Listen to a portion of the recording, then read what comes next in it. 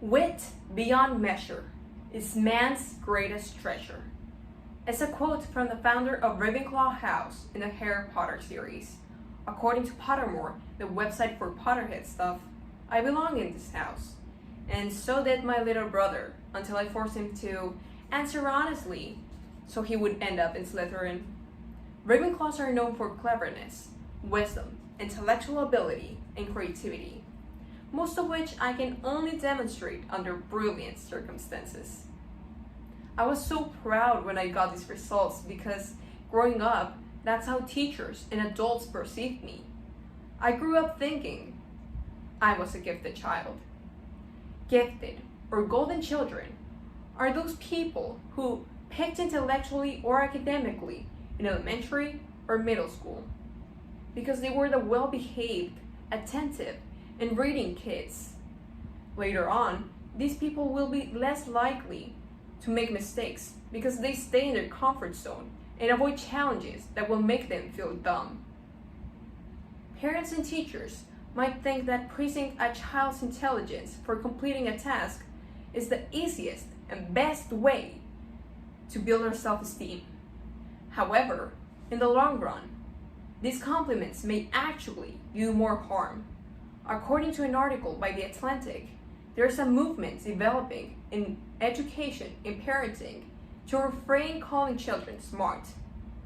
It's a label they will not want to relinquish, and therefore they'll be against challenges out of fear of making mistakes, which is a crucial step in learning.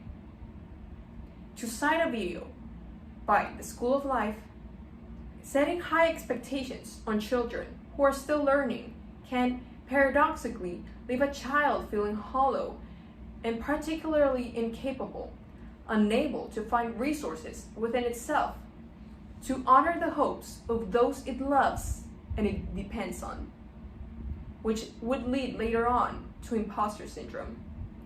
A plethora of commenters under the video talked about their own experiences, ranging from burnout, scorn when underscoring, feeling lost, and believing that they failed. Indeed, not everyone had their same experiences, but we could relate to them. This is the part of the speech where I introduce my third argument, and its source is my personal experience.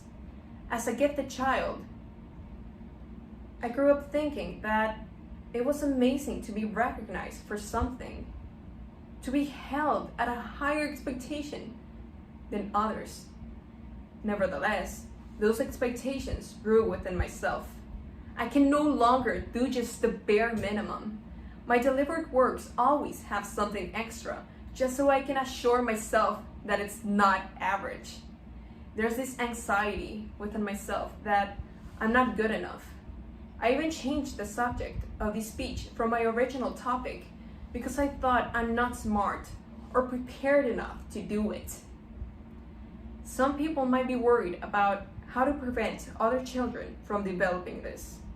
The key thing is not to praise a child's intelligence, but rather their effort and interest on the task. It's not that we were little geniuses. Gifted children are kids who are fascinated in learning and doing tasks they enjoy. Myself and so many grown gifted children will have to unlearn these ideas we have had of ourselves. Your value doesn't stem from your grades or how brilliant people think you are. It's never too late to learn, to make mistakes, to step into the unknown, and to work really, really hard for your goals. Thank you very much.